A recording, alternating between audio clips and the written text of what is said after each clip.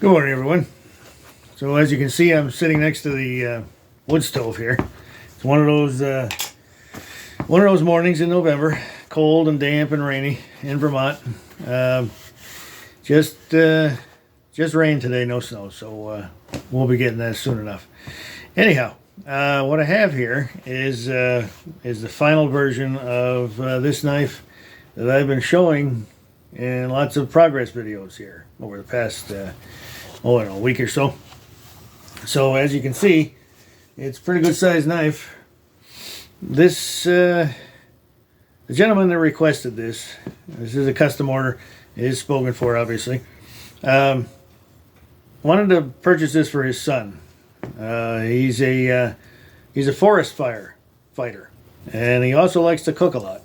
So he wanted kind of a combination knife that he could use in the woods, you know, for whatever needed to be, quite substantial. And it is. It's a heavy-duty knife, and one that could be used in the kitchen too for those type of needs. So this is what I came up with. Okay, this is hang on a second. I think it was a 7-inch blade.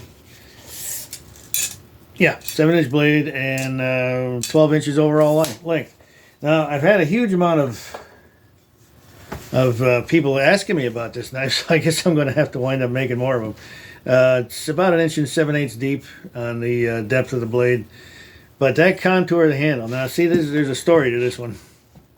I had made it initially with a regular handle without any finger grooves here, and I make my knives to fit my hand. Okay, I don't have big hands, but I take a large size glove. But again, they're not huge hands, but they're not that small either. So I fit the knife to make fit comfortably in my hand. Okay, and it seems to work quite well with everybody. There's guys out there that have huge hands, and maybe that wouldn't work.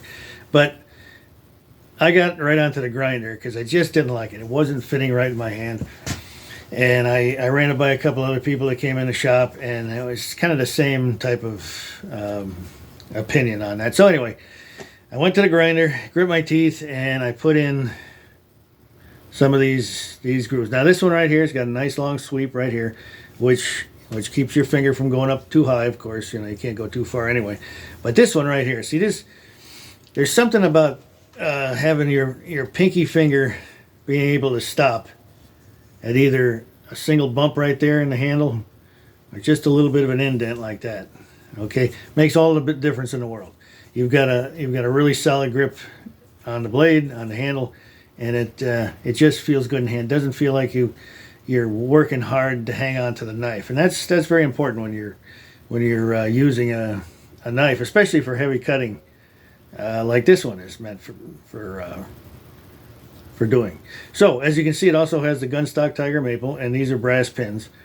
This is again high carbon steel. I always use 5160 or 1095, a traditional steel.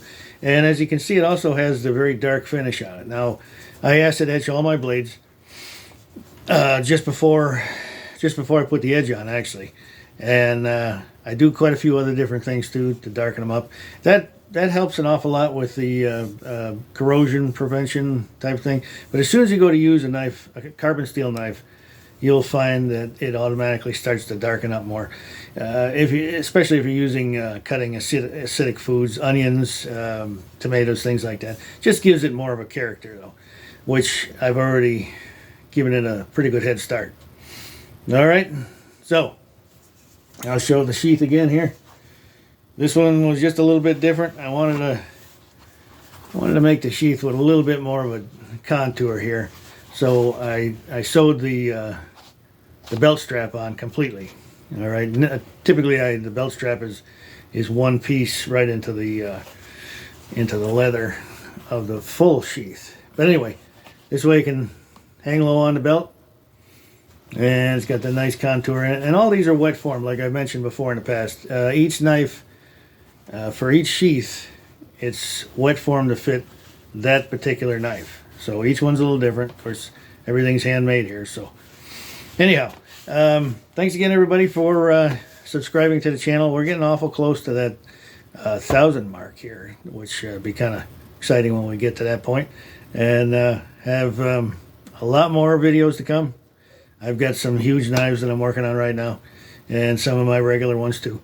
And again, if anybody would like to are interested in a knife, please join my wait list. All the information is here on my site, as well as my channel here. So, or call me at the shop. That information is there too.